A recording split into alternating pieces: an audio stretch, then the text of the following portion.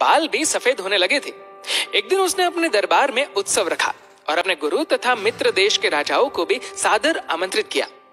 उत्सव को रोचक बनाने के लिए राज्य की सुप्रसिद्ध नर्तकी को भी बुला भेजा।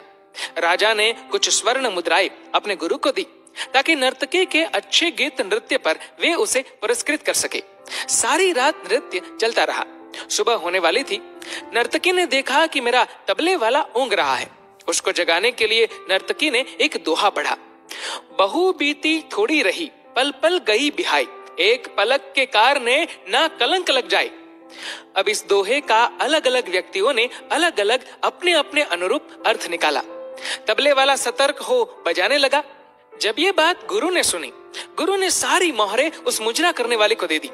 वही दोहा उसने फिर पढ़ा तो राजा के लड़की ने अपना नवलखा हार दे दिया। उसने फिर वही दोहा दोहराया तो राजा के लड़के ने अपना मुकुट उतार कर दे दिया। वही दोहा दोहराने लगी। राजा ने कहा, बस कर, एक दोहे से तुमने वेश्या होकर सबको लूट लिया है। जब ये बात राजा के गुरु ने सुनी, गुरु के नेत्रों में जल आ गया और कहने लगे, राजा, इसको तू वेश्या ना कह, ये अब मेरी गुरु है। इसने मेरी आंखें खोल दी है कि मैं सारी उम्र जंगलों में भक्ति करता रहा और आखिरी समय में मुजरा देखकर अपनी साधना नष्ट करने आ गया हूँ। भाई, मैं तो चला। राजा की लड़की ने कहा, आप मेरी शादी नहीं कर रहे थे। आज मैंने आपके महावत के साथ भागकर अपना जीवन बर्बाद कर लेना था। इसने मुझे सुमति दी है कि कभी तो तेरी शादी होगी। क्यों अपने पिता को कलंकित करती है? राजा के लड़के ने कहा, आप मुझे राज नहीं दे रहे थे।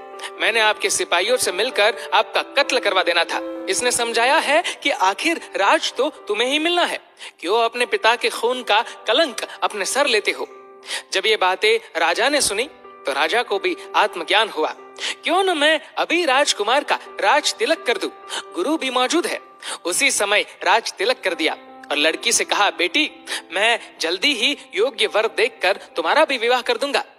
ये सब देखकर मुजरा करने वाली नर्तकी ने कहा कि मेरे एक दोहे से इतने लोग सुधर गए, मैं तो ना सुधरी।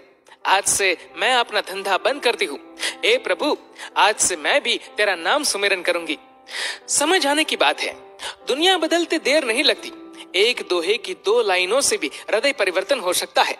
केवल थोड़ा धैर्य रखकर चिंतन करने की आवश्यकता है। प्रशंसा से पिघलना मत, आलोचना से उबलना मत। निस्वार्थ भाव से कर्म करते रहो, क्योंकि इस धरा पर सब धरा रह जाएगा। दोस्तों, इस वीडियो को लेकर आपकी क्या राय है? नीचे कमेंट करके जरूर बताएगा। और अगर आपको वीडियो अच्छा लगा हो तो इस वीडियो को लाइक करेगा।